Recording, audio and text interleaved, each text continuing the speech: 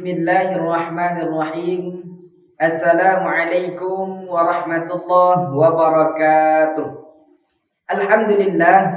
Alhamdulillahilladzi hadana bi'abdihil mukhtari man da'ana ilaihi bil idni wa qad nadana. Labbaika ya man dallana wa hadana. Shalla alaika Allahu barikuka alladzi bika ya musyaffa' khassana wa habana. Allahumma fasalli wa sallim wa barik wa kaddim wa majjin wa azim la hawla wa la quwwata illa billahil aliyyil azim. Amma ba'd. Saya atas nama Abdullah Muhammad Ali Nafiyah, biasa dipanggil Ali. Saya mohon izin untuk menyapa kita semua dan mendoakan kita semua agar senantiasa kita dilindungi oleh Allah Subhanahu wa taala dan diberi keberkahan atas rizki kita, atas ilmu kita, dan mudah-mudahan kita semua diistiqomahkan oleh Allah Subhanahu wa taala hingga akhir hayat kita. Amin ya rabbal alamin. Hadirin rahimakumullah, pencinta dakwah Islamiyah yang dicintai oleh Allah. Innal hamdalillah, sungguh segala macam jenis puji-pujian itu hanyalah milik Allah Subhanahu wa taala. Karena Allah Subhanahu wa taala lah yang pantas untuk dipuji. Kita sebagai hamba yang hina, sebagai manusia yang tercela, tentunya kita ini tidak pantas untuk dipuji. Hanya Allah Subhanahu wa taala semata yang pantas untuk dipuji.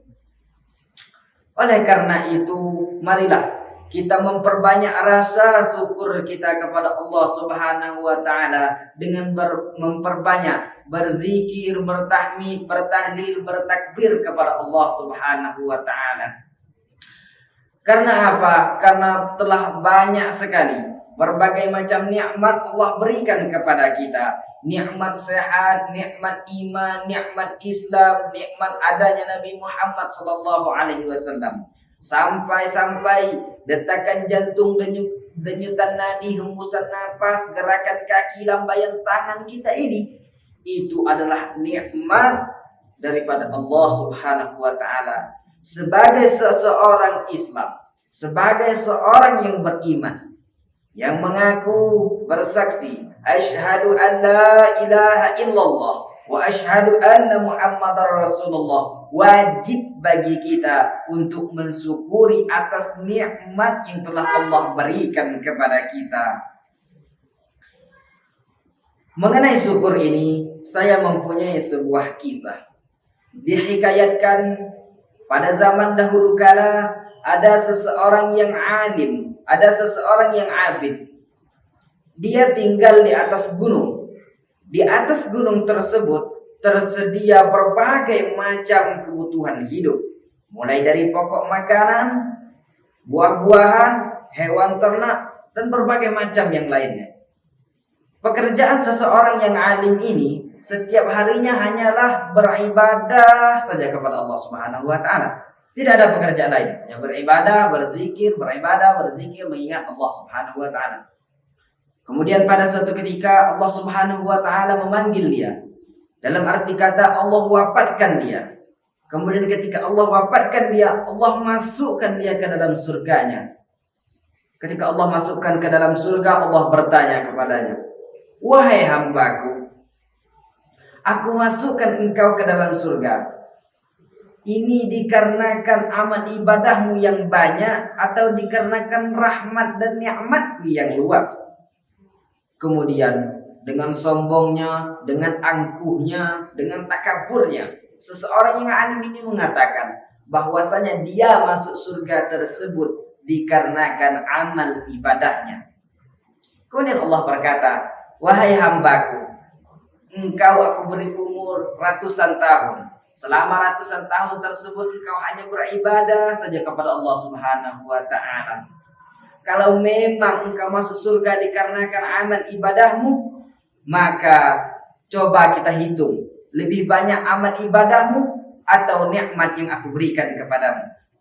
Kemudian mulai Allah hitung dari nikmat penglihatan. Ketika Allah hitung dari nikmat penglihatan, ternyata nikmat penglihatan yang Allah berikan kepadanya sudah jauh lebih banyak daripada amal ibadahnya ratusan tahun tersebut. Maka di ayat ini dapat kita ambil kesimpulan bahwasanya amal ibadah kita ini tidak ada apa-apanya jika tidak diiringi dengan rasa syukur kepada Allah Subhanahu wa taala. Bentuk syukur kita ialah dengan menjalankan semua yang diperintahkan oleh Allah Subhanahu wa taala dan meninggalkan semua yang dilarang oleh Allah Subhanahu wa taala. Dari segala macam maksiat kita tinggalkan. Karena guru saya pernah berkata, Tuan Guru Kiai Haji Abdul Qadir bin Dahlan, bahwasanya satu anggota tubuh yang kita gunakan untuk bermaksiat, maka sudah banyak nikmat Tuhan yang kita ingkari. Maka daripada itu, Allah berikan kita anggota tubuh, tangan, kaki, mulut, mata, hidung, dan sebagainya itu kita gunakanlah untuk beribadah kepada Allah Subhanahu wa taala, untuk berjuang menghidupkan agama Allah Subhanahu wa taala. Hadirin rahimakumullah, pencinta dakwah Islamiyah yang dicintai oleh Allah. Kita ini adalah umatnya Nabi Muhammad sallallahu alaihi wasallam. Sebagai seorang umat, tak patut kita ini jika kita tak bersolawat kepada baginda Nabi Muhammad sallallahu alaihi wasallam. Kita disatukan oleh Dia yang patah giginya, yang berdarah pelipisnya, yang rela bermandikan darah, berhujankan anak panah demi kita, sampai-sampai hingga akhir hayatnya Dia mengingat kita. Dia tidak mengingat keluarganya, Dia tidak mengingat sahabatnya, Dia tidak mengingat anak istrinya. Dia mengingat kita sebagai umatnya, yaitu baginda Habibana wa Nabiyana Muhammad sallallahu alaihi wasallam. Maka daripada itu, tidak dapat kita balas jasa-jasa beliau, tidak dapat kita balas perjuangan beliau. Marilah sama-sama kita memperbanyak selawat kepada beliau dengan sebanyak 1000 kali minimal dalam satu hari. Karena kenapa? Karena Rasulullah SAW pernah bersabda bahwasanya man shalla alayya alfa marratin lam yamut hatta yubashshir lahu bil jannah. Barang siapa yang bersolawat kepadaku sebanyak 1000 kali dalam satu hari, maka Allah Subhanahu wa taala tidak akan mewafatkan dia kecuali dia sudah mendapatkan kabar bahwa dia masuk surga. Maka daripada itu perbanyaklah bersalawat kepada Rasulullah sallallahu alaihi wasallam. Salawat yang kita tuturkan dari bibir kita itu tidak akan pernah bernilai sia-sia dan bakal dibawa oleh malaikat ke makamnya Nabi Muhammad sallallahu alaihi wasallam di Masjid Nabawi. Rasulullah sallallahu alaihi wasallam pernah bersabda, "Inna salatakum ma'rudatun alayya." Sungguhnya salawat kamu itu dibawa ke makamku di Masjid Nabawi. Kemudian ada sahabat yang berkata, "Wahai Rasulullah, bagaimana bisa salawat kami dibawa sampai ke kuburanmu, sedangkan engkau sudah meninggal dunia, engkau sudah dimakan tanah?" Kemudian Rasulullah sallallahu alaihi wasallam berkata, "Innallaha ta'ala harrama ajsadal anbiya." Sesungguhnya Allah Subhanahu wa taala mengharamkan jasad para nabi. Jadi saudara-saudaraku sekalian, perbanyak berselawat kepada Rasulullah sallallahu alaihi wasallam agar nanti kita diakui oleh Rasulullah sallallahu alaihi wasallam sebagai umatnya di yaumil mahsyar nanti dan diberi syafaat oleh Rasulullah sallallahu alaihi wasallam.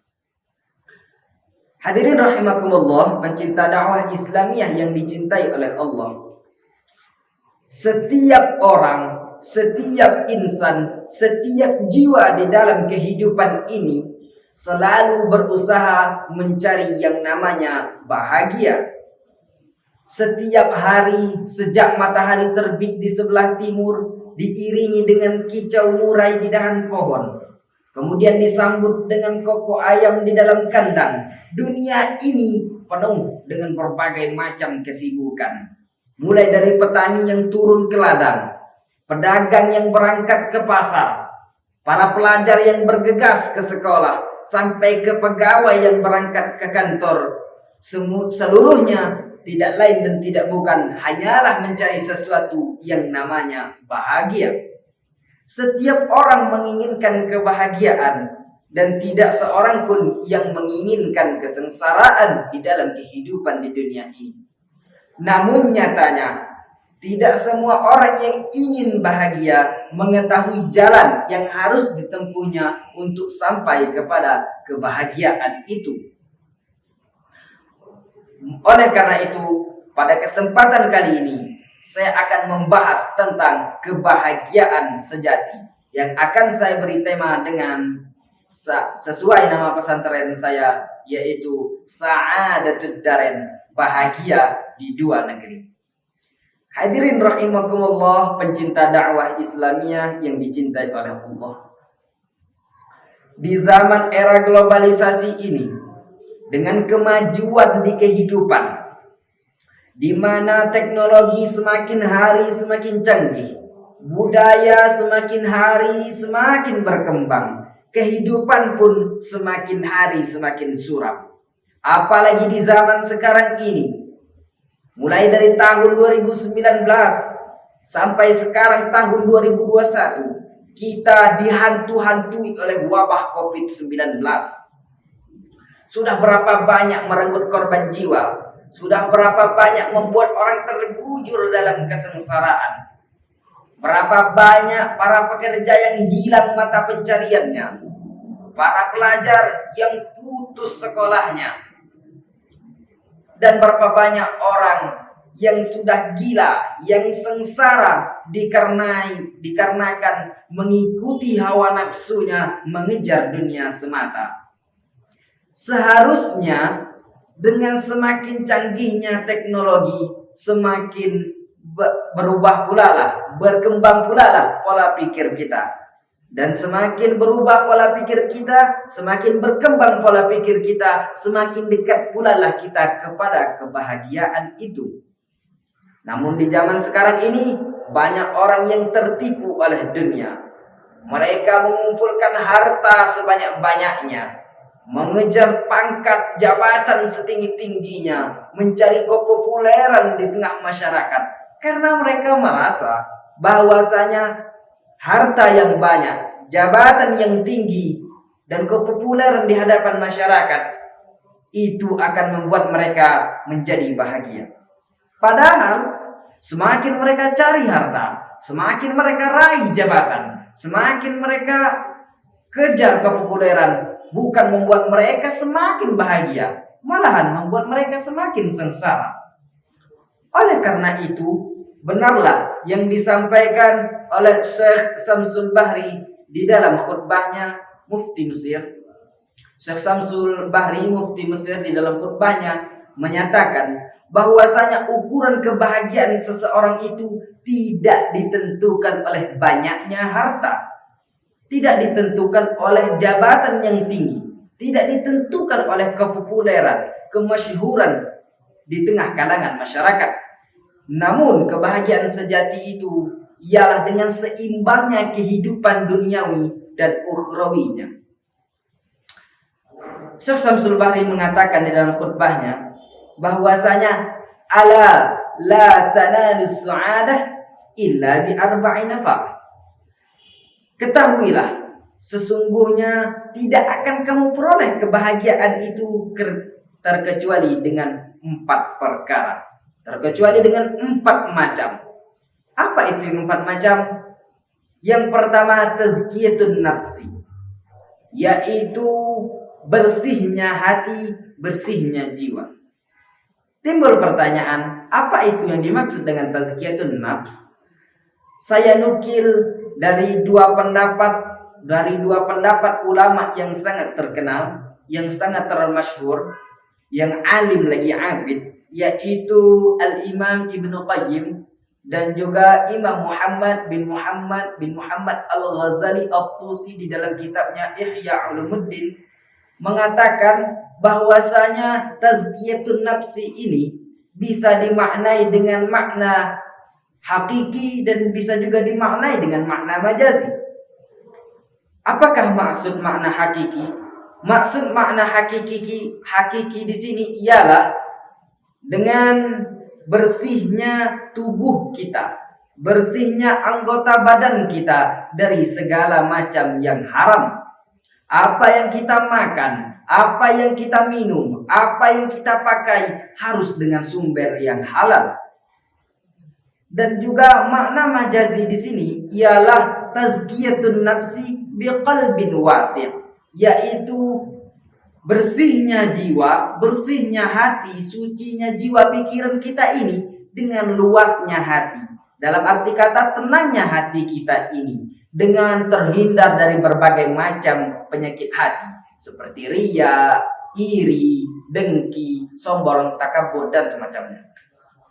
Jadi kalau kita memang ingin bahagia itu, maka mari sama-sama kita ubah pribadi kita menjadi pribadi yang suci, menjadi jiwa yang bersih.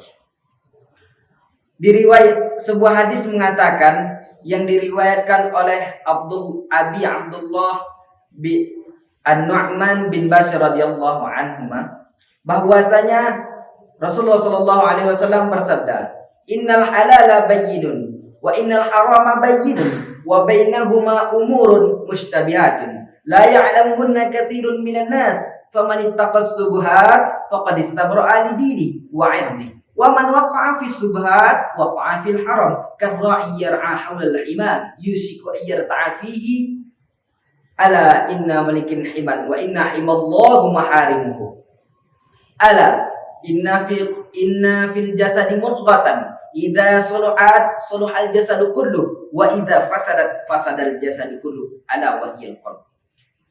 Di hadis ini dapat kita ambil kesimpulan bahwasanya sesuatu yang halal itu nyata dan jelas dan sesuatu yang haram itu nyata dan jelas. Maka daripada itu, ketika kita sudah tahu ini yang halal, ini yang haram, mari kita hindari yang halal. Kita hindari yang haram.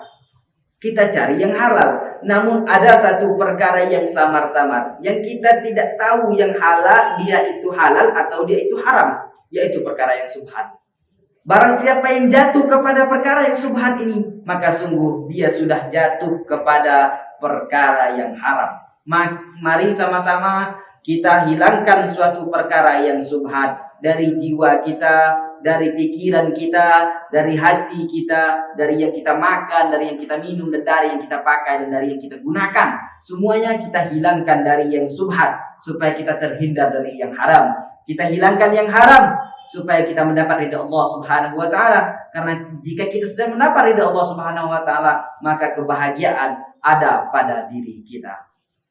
Sesungguhnya Allah Subhanahu wa taala berfirman di dalam Al-Qur'an surah Asy-Syams bahwasanya qad aflaha man zakkaha wa qad khaba man dassaha. Sungguh beruntung orang yang mensucikan hatinya, yang menjaga jiwanya, yang membersihkan pikirannya. Wa qad khaba man dassaha, dan sungguh merugi, sungguh celaka orang yang mengotorinya. Mari sama-sama jika kita ingin kebahagiaan, kita jaga kesucian jiwa kita, kita jaga kesucian pikiran kita, kita jaga kesucian kehidupan kita agar kita mendapat kebahagiaan yang sejati. Kemudian jalan untuk kita mendapat kebahagiaan yang kedua yaitu dengan at-taqwa bidzikri, yaitu bertakwa kepada Allah Subhanahu wa taala dengan mengingatnya. Imam Hafiz Hasan Al-Mas'udi di dalam kitabnya Taisirul Khalaq halaman 3 satu baris dari atas sebelah kanan bahwasanya menyatakan at-taqwa huwa imtithalu awamirillah wa ijtinabun nawahi. Takwa itu ialah dengan memperbanyak melakukan apa yang diperintahkan oleh Allah Subhanahu wa taala dan meninggalkan semua yang dilarang oleh Allah Subhanahu wa taala. Kalau kita ingin ketakwaan ini ada pada diri kita, niscaya mari kita berusaha untuk mengejar ketakwaan tersebut. Karena pada dasarnya, sejatinya kebahagiaan itu ada pada takwa kita, saudara-saudara sekalian. Bahkan saudara-saudara sekalian, kalimat kematian saja diawali dengan kalimat takwa, Ya ayyuhalladzina amanu taqullaha haqqa tuqatih wa la tamutunna illa wa antum muslimun. Bertakwalah kamu kepada Allah Subhanahu wa taala, jangan pernah dan jangan sampai kamu meninggal dunia dalam keadaan yang tidak muslim. Maka daripada itu, kalau ingin memang benar-benar kebahagiaan, maka kita bertakwa kepada Allah Subhanahu wa taala. Ittaqillaha haitsuma kunta wa atbi'is sayyi'atal hasanata tamhuha wa khaliqin nas bi khuluqin hasanin. Bertakwalah kamu kepada Allah Subhanahu wa taala dan berakhlaklah kamu dengan akhlak yang mulia kepada segala manusia. Hadirin rahimakumullah, pencinta dakwah Islamiyah yang dicintai oleh Allah. Adapun cara bahagia yang ketiga menurut Syekh Syamsul Bahri ialah yaitu bis salah, dengan mendirikan salat. Apakah itu salat? Di dalam kitab I'anatul Talibin dijelaskan di halaman 21 pojok kiri atas bahwasanya as-salatu lughatan ad-du'a wa syar'an aqwalun wa af'alun makhsusatun muftatahatun bitakbir wa mukhtatamatun bitaslim. Salat itu di segi bahasa doa, dan di segi pada syarat, pada istilahnya ialah perkataan perbuatan yang khusus. Perkataan dan perbuatan yang telah dikhususkan, yang diawali dengan takbir dan diakhiri dengan salam. Itulah yang namanya salat. Tentunya sholat ini tidak asing lagi dalam kehidupan kita. Kalau memang kita ingin kebahagiaan itu, maka jangan pernah kita meninggalkan sholat. Jangankan meninggalkan, melalaikan sholat saja, jangan pernah kita lalaikan. Karena kenapa? Karena Al-Habib Umar bin Attas pernah meninggal dunia anaknya. Ketika Al-Habib Umar bin Attas meninggal anaknya, dia berkata, banyak orang-orang yang takziah ketika itu. Dia mengatakan kepada orang-orang tersebut, sungguh bagiku musibah agama itu lebih besar daripada musibah dunia. Kemudian seseorang bertanya, apakah yang dimaksud musibah agama, wahai Habib? Apakah yang dimaksud dengan musibah dunia, ya Habib? Sungguh bagi kalian kematian anak adalah suatu musibah dunia, dan meninggalkan sholat, melalaikan sholat itu adalah musibah agama. Jadi saudara-saudara sekalian, jika kita ingin kebahagiaan, sejatinya kebahagiaan, jangan pernah meninggalkan sholat. Karena suatu kisah mengisahkan bahwasanya ada seekor sapi. Dia berkata kepada Allah Subhanahu wa taala, "Ya Allah, ya Tuhanku, tubuh aku ini besar, jasad aku ini banyak. Dagingku banyak dikonsumsi orang, bisa dipakai orang untuk kurban. Setidaknya aku lebih mulia daripada kambing." Kemudian kambing pun berkata, "Wah, ya Allah, memang tubuhku lebih kecil daripada sapi. Dagingku memang tidak sebanyak sapi, tapi setidaknya aku digunakan orang untuk berkurban, dan setidaknya aku lebih mulia daripada seekor ayam." Kemudian ayam ini berkata, "Ya Allah, memang aku lebih kecil daripada sapi dan kambing, tapi setidaknya telurku bisa dimakan orang. Subuh-subuh aku bangunkan orang untuk sholat, maka setidaknya aku lebih mulia daripada anjing." Kemudian anjing ini berkata, "Ya Allah, memang aku ini haram disentuh, aku ini haram dipegang. Tapi ya Allah, setidaknya aku menjaga rumah orang dari segala macam kejahatan, dari segala macam kejelekan, dari segala macam seperti pencurian dan semacamnya. Dan setidaknya ya Allah, aku lebih mulia daripada seekor babi." Kemudian babi ini pun berkata, "Ya Allah, aku ini memang hina, aku ini najis disentuh, aku ini haram untuk dikonsumsi. Ya Allah, aku adalah makhluk yang paling hina." Ketahuilah saudara-saudaraku, bahwa seekor babi itu memakan kotorannya sendiri. Dan anak babi itu, anak laki-laki babi, berzina dengan ibunya babi. Bapaknya babi berzina dengan anak perempuannya babi. Sangat hinalah babi ini. Maka babi pun berkata, "Ya Allah, memang aku adalah makhluk yang paling hina. Aku adalah hewan yang paling hina, ya Allah. tapi setidaknya aku masih punya iman ya Allah, dan setidaknya aku lebih mulia daripada orang-orang yang meninggalkan sholat ya Allah. Maka daripada itu dapat kita ambil kesimpulan, jika kita meninggalkan sholat, maka bahwasanya iman yang ada di dalam diri kita ini sudah hilang, saudara. Jadi sejatinya kalau memang kita ingin kebahagiaan itu, maka kita jangan pernah melalaikan sholat, jangan pernah meninggalkan sholat. Sholatlah sebelum engkau disolatkan. Hadirin rahimakumullah yang dicintai oleh Allah Subhanahu wa taala. Kemudian kunci kebahagiaan yang terakhir yaitu dengan menuntut ilmu. Apakah yang dimaksud dengan ilmu? Dijelaskan di dalam kitab Mabadi Awaliyah karangan Syekh Abdul Hamid Hakim di halaman 6 satu baris dari atas pojok kanan atas menjelaskan bahwasanya al-ilmu huwa sifatun yang kashifu bihal maqlubu inkisyafan tamman. Ilmu itu adalah suatu perkara yang membuka apa yang untuk dicarinya, yang memberikan kita paham, memberikan kita pengetahuan apa yang ingin kita ketahui. Inkisyafan taman, dengan pengetahuan yang sangat sempurna. Timbul pertanyaan, apa sih hubungannya kebahagiaan dengan ilmu? Rasulullah Shallallahu Alaihi Wasallam menjawab dalam sabdanya bahwasanya man arada dunya fa alaihi bil ilmi wa man arada al akhirata fa alaihi bil ilmi wa man arada huma fa alaihi bil ilmi. Kalau kau ingin kebahagiaan di dunia, hendaklah engkau dengan memperbanyak ilmu, dan kalau ingin engkau kebahagiaan di akhirat, hendaklah dengan ilmu. Dan jika ingin engkau kebahagiaan di dunia dan di akhirat, maka hendaklah engkau harus banyak mempunyai ilmu. Maka daripada itu, marilah sama-sama kita menuntut ilmu. Tentunya timbul lagi pertanyaan, sampai kapan sih ada batas menuntut ilmu itu? Kemudian Rasulullah menjawab lagi bahwasanya utlubul ilma minal mahdi ilal lahdi. Tuntutlah ilmu itu dari mulai dibuayan hingga liang lahat. Tidak ada batasan dalam menuntut ilmu. Meskipun kita sudah tua, setidaknya kita juga harus menuntut ilmu kalau kita ingin kebahagiaan yang sejatinya.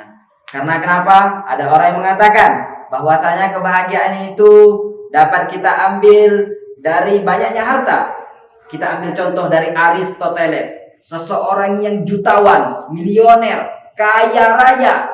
Namun saudaraku sekalian, saking kayanya dia mempunyai 11 tanker, kapal tanker. Dia mempunyai penerbangan pesawat. Sampai-sampai saking kayanya dia mempunyai pulau sendiri yang dia namakan Pulau Scorpio. Namun saudara-saudaraku sekalian, mengenaskan, Aristoteles mati dalam keadaan bunuh diri dikarenakan broken home. Dia mempunyai 2 anak. Yang pertama yang bernama Alexander, anaknya yang laki-laki. Anaknya yang laki-laki ini meninggal dunia di waktu muda. Dan kemudian dia mempunyai anak lagi yang perempuan yang bernama Maria. Maria ini saudaraku sekalian, dia pacaran, kemudian dia menikah dengan orang Rusia. Dan dia pun sampai melakukan perzinahan dengan orang Rusia. Dan keluarganya pun berantakan menjadi broken home. Ini yang mengatakan bahwasanya kebahagiaan itu dihitung dengan materi. Dapat kita ambil pelajaran dari kisah Aristoteles ini, bahwa sejatinya kebahagiaan itu tidak ditentukan dengan banyaknya materi, tidak ditentukan dengan jabatan yang tinggi, tidak ditentukan dengan berbagai macam kepopuleran di kalangan masyarakat. Saya atas nama Imam Ali, mungkin hanya ini yang dapat saya sampaikan. Sekiranya ada benar yang disampaikan saya, itu datangnya dari Allah Subhanahu wa taala. Dan jika ada salahnya, itu datangnya dari saya sendiri. Jika ada kesalahan yang terucap, mohon dimaafkan. Jika ada pihak yang tersinggung, mohon dimaafkan. Akhirul kalam, ila liqa, ma'assalam, wabillahi taufiq wal hidayah, wa ridha wal inayah. Wassalamu alaikum warahmatullahi wabarakatuh.